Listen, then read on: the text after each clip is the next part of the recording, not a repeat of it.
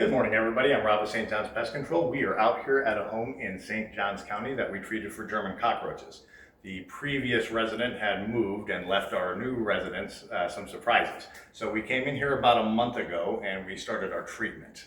They wanted to try and get as many of them gone before they moved in as possible. So what we did initially was a heavy and thorough treatment of the cabinetry and appliances. The epicenter of most German cockroach infestations is going to be in the kitchen.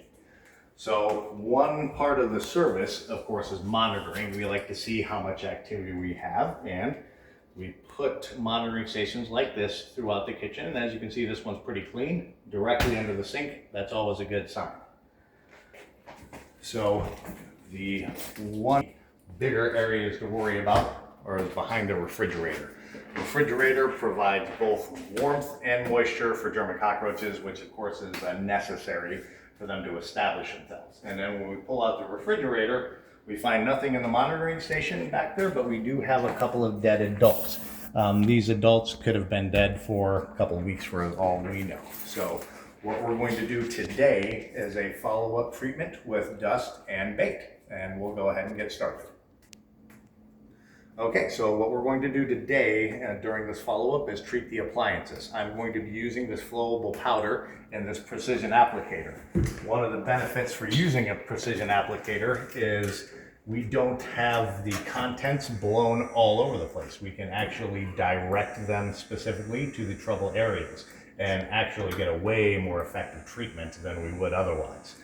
We like using flowable powders in these situations because they will tend to last longer in this type of environment than, say, a powder like boric acid.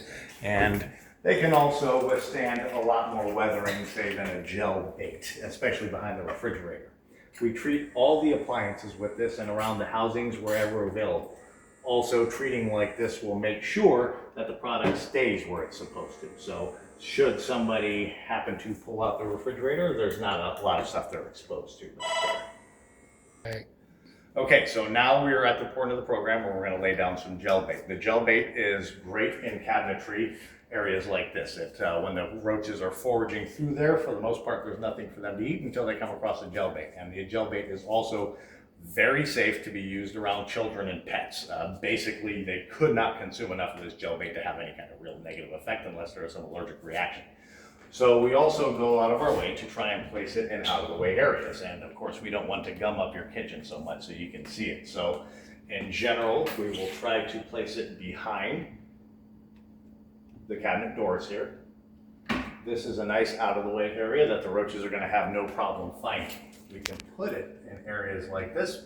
It won't be unsightly, and the nice thing about the gel bait is it is good for a very, very long amount of time, and even after this cockroach infestation is taken care of, it will do a good job of preventing a potential next one should whomever moves into the place happen to carry them in with them.